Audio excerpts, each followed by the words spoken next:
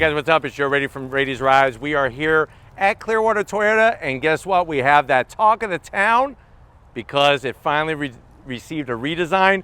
It's this vehicle right here. What is it? It's a 2025 Toyota 4Runner. This particular one is an SR5 that has an X Series package added to it. But before we get into this bright metallic silver mid-size two-row SUV, let's talk about what's going on here. So the 4Runner, it's been a hot minute since it's been redesigned, and now Toyota finally brings it to market, and it's sort of like one of those love it or hate it things, it seems so far. The die-hard 4Runner fans, a lot of them are not happy with it, but you're still getting people that appreciate the style and the capability of this vehicle. Now, what's fascinating is that a rival brand, Honda, has an all-new Passport as well.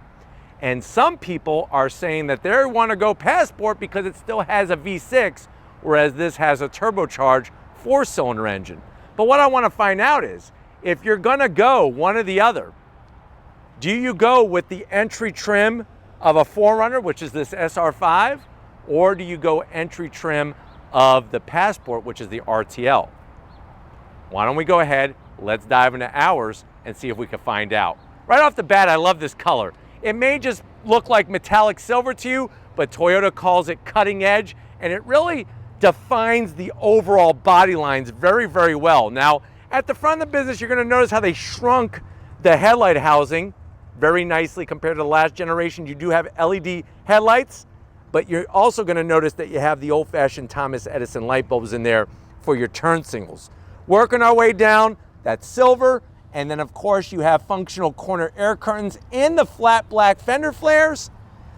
But the way that they kind of shaped everything, like I said, you see the familiar face, but you also notice that something is definitely different. We come across the new grille kind of redesigned to make it look very similar to a Tacoma. Up top, full functionality. The X Series is going to give you that flat black Toyota badge. Working our way down, everything else is going to be flat black. Functional in the center because we do have that intercooled turbocharged engine, and you do have LED fog lamps, which are nice. Now, this particular SR5 is two-wheel drive, which means it's rear-wheel drive. That means most people are probably going to just drive it on the regular asphalt. If you don't like it, you can remove that lower air dam, which is hanging down. Obviously, that's to help with aerodynamics and try to get you a little bit higher MPG, especially on the highway. But definitely no denying that the face of this 4Runner looks very similar to a Tacoma, because guess what? They sit on the same exact chassis. Now, the exciting thing is that the new Passport has an all-new bold face. So let me know if you like the Passport more, looks-wise, or the 4Runner. Let me know in the comment section. Now, as we rise up, love the way they did the hood. Nice, bold body lines. Like I said, falls into alignment with the Tacoma very well, which makes sense. We come around the bend. When you go with this SR5 X Series, you're actually going to get these special wheels. 18-inch wheel, dark chrome finish. There's the X Series logo on the center cap. With that, you're also going to get these Nitto off-road spec tires with the shielding. These are those Nomad grappler tires. And then, like I mentioned, this sits on a box frame. That's a truck frame.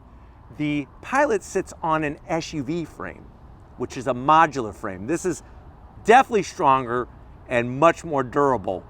But like I said, the big thing is that the Passport still has a V6. Love the silver with the flat black. I'm gonna have Steven kind of swing on in, show off the box frame, and also show off our suspension components. You can see the upper control arm, the shock absorber, the springs. Everything has been fine-tuned and updated for 2025. But let me know what you think about these special wheels on our special package SR5. Coming down the side, they kept it simple, flat black on your mirror caps, also on your door handles. And then on the lower portion, part of the X Series is you're gonna get these frame sliders that also have the bolt-in side steps. And on top of that, literally, you're gonna get these raised roof rails. Of course, the Toyota accessory catalog has crossbars. You could put all sorts of goodies up top. The X Series has a special badge. It's known as the XP. So technically it would say SR5 here, but because this is part of the X series, that's why we have that badge. Nice work on the rear quarter glass, especially the way they didn't put any goofy trim around it. And then spinning around the back, you could see the connection between the new 4Runner compared to the previous gen, really hardcore in the back. That long roof spoiler with the wiper tucked and hidden underneath. Of course, you're gonna have that bold flat black area with the Toyota name embossed. The X series gives you the 4Runner name in flat black, and also, of course, you gotta have an X series badge. That would be taboo to have an X series and not have some kind of badge. Now, as we work our way down to ground level, you also get your full tow receiver. You could tow up to 6,000 pounds with this new 4Runner. That's actually 1,000 pounds more than the previous gen. And I love the way they got the tire tucked underneath. That's gonna help free up space in the cargo area. But why don't we go ahead, let's pop the hood and talk about power of this 4Runner. All right, guys, we got the hood popped. You do have a prop rod. I am gonna zonk it. They should have hood struts on this thing. Underneath the hood, if you're wondering, is there an engine in there? Yes. Beneath the spaghetti of all the hoses, tubes, and wires, that is that inline 4 turbocharged power plant. It's a 2.4 liter inline 4, 278 horsepower, 317 pound-feet of torque. It is mated to an 8-speed automatic transmission, 0 to 60 in 7.8 seconds.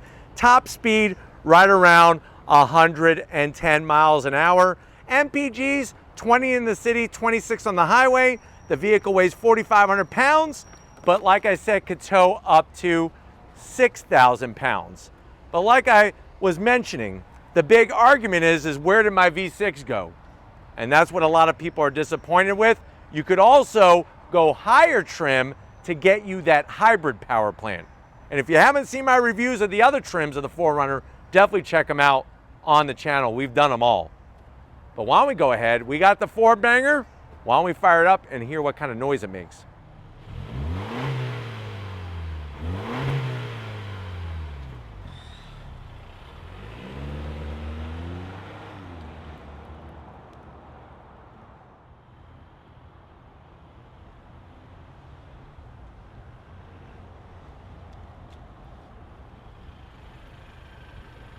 All right, guys, we're inside this 2025 4Runner SR5 X Series.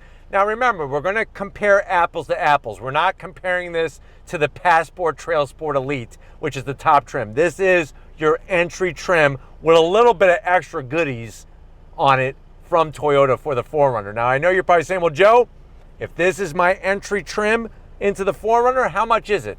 This particular one, the way that it's spec'd, is right at $46,000.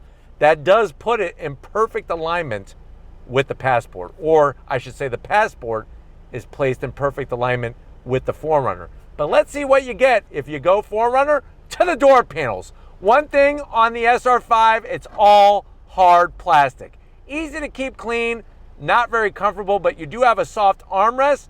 We do have our off-road Twinkie tray in the center, 8 nice fudge-filled Twinkies.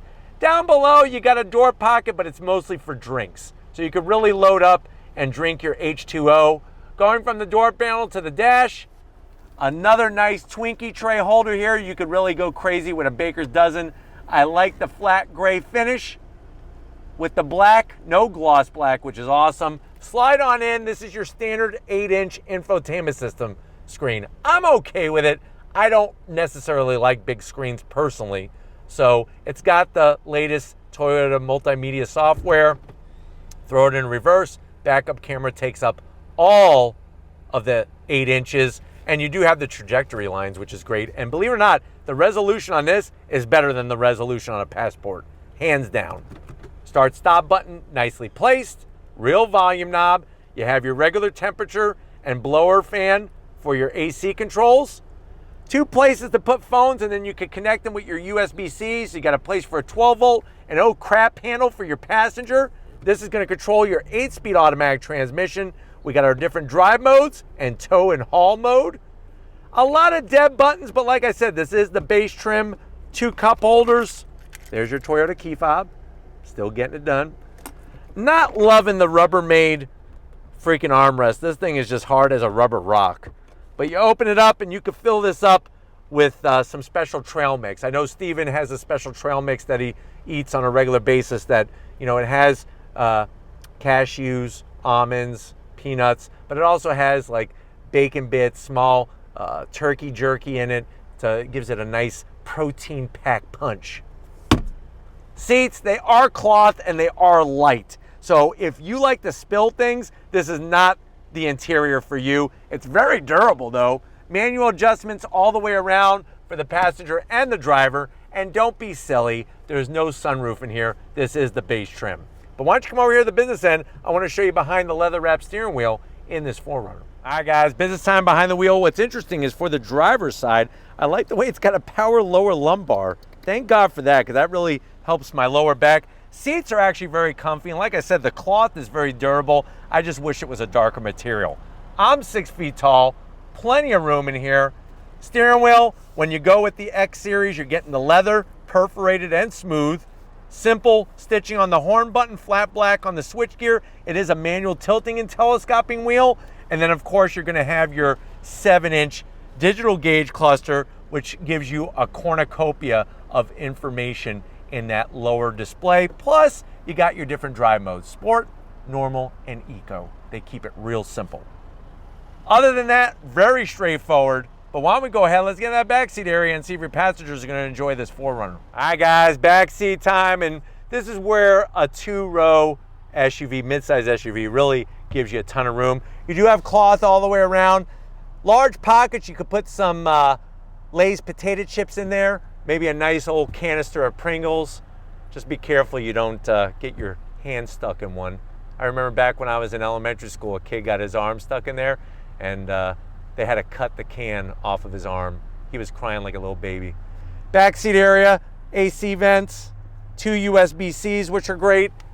Seats are comfy, they're just cloth. They don't slide, but they do recline, which is nice. And you do have a center armrest. Nice and soft, 2 cup holders. But let's get into that cargo area, because I want to take you for a spin in this 4Runner. All right guys, time to get in that rear cargo area. Now you do have the glass that power drops, which is really nice. That is a 4Runner, you know, special touch. And then on this trim, there's no electric assist, but you could do it with your muscles, I promise. Now you can option in a 3rd row. This one does not have a 3rd row, and I'm happy about that because it gives you way more cargo space. You'll notice that because we don't have the 3rd row, they still give you the areas for where people would put their snacks and stuff. This is perfect for when you're going camping, because you could put like your cans of soda here, you could put bags of trail mix, all those types of things. And if you're wondering, well, how much larger space is this than the previous generation? This is 10% larger than the previous generation. On top of that, the rear seat does fold down, 60-40 split. And if you're wondering, well, Joe, what's the hard numbers? You're basically looking at 48 cubic feet of space with the seats up, 90 cubic feet of space with the seats down. So very, very respectable when it comes to room. But why don't we go ahead?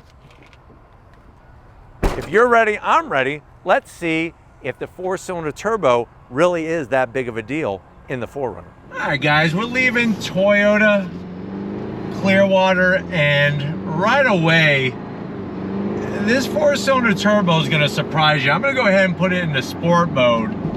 And I really feel like the 2.4 liter turbo and the 8-speed automatic transmission were really meant for one another, because the way it's geared, it really allows you to get up and go and to have that, that power where you want it.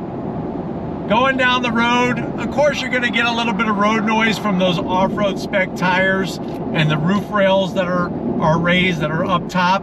But other than that, I mean, the drivability of the new 4Runner is really, really nice. And just, you feel the quality of the interior very, very well. Visibility out the front is great. The seats are super supportive. And it's just very easy to drive. Very, very easy to drive. Let's go on throttle. On throttle, here we go. 8th speed drops down and we're off. Nice shifts from the transmission. But I really think that the upset that people are feeling about there no longer being a V6, I don't think it's that big of a deal. I know people have this idea that a turbocharged engine is not going to last as long as a naturally aspirated V6, but Toyota has proven that they can make very successful turbocharged engines that last a very long time, even from the past. But it's really easy to drive, and having less weight off the nose of the vehicle is also a nice touch. But the way they have everything arranged in here, you have lots of storage. Steering feel is balanced overall, not too heavy, not too light. And even your backseat passengers are going to have a nice amount of room as well. It's just that if you're looking for something that is rugged, this is definitely more rugged than a Passport, just simply because of that truck frame that it sits on. And remember, our 4Runner that we're in right now is two-wheel drive, so the power is going just to the rear wheels. Nice to have that option if you have no use for four-wheel drive. Passport, you don't get that option. They're all-wheel drive. We're gonna go ahead and get on throttle. Here we go, on throttle. Nice shifts. Really well done. Cruising on the highway, feels good, soaks up all the bumps very well. And getting to that 8-inch infotainment system, well within reach. You can get larger, but if you're trying to cut back on costs, this is one easy way to do it.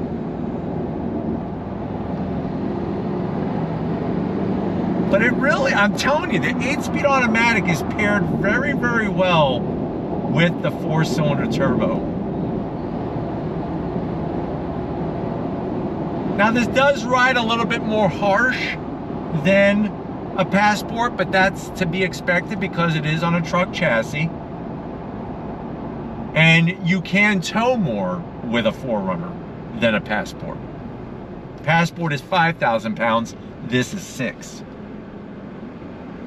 But like I said, all of the Toyota sensing technology, the visibility is awesome, and the interior is really rock solid when it comes to sound, creaks, rattles, all that. Let's go on throttle again. On throttle, here we go.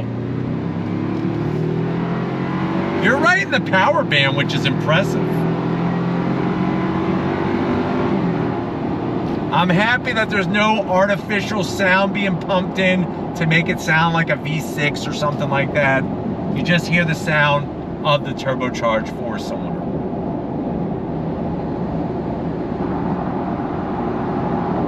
But overall, I think once people get behind the wheel of these, they're gonna see the improvements, especially when it comes to the technology. But I'm hoping that this has been a good, quick overall review of what the 4Runner SR5 X Series is bringing. We're gonna get back to Clearwater Toyota and wrap this one up, so I'll see you in a split second. Hey guys, another great day here at Clearwater Toyota. Definitely gotta thank Steven and the rest of the crew getting us access to this 4Runner SR5 X Series. Let me know what you think. For the price, is this the better value over the RTL trim of the Passport? Let me know your thoughts in that comment section. But if you're new to the channel, you're on your way out, hit that subscribe button. I promise you it's worthwhile. Come back for more. If you are a subscriber, thank you for being part of the Raised Rise family. Got to give it up to the Flood man. He is just doing magic behind that lens, and that's why I don't call him a videographer. I call him an artist. So thank you, Steven, for bringing your paint brushes and all your dazzling paints. And just like always, guys, I'll see you on the next ride.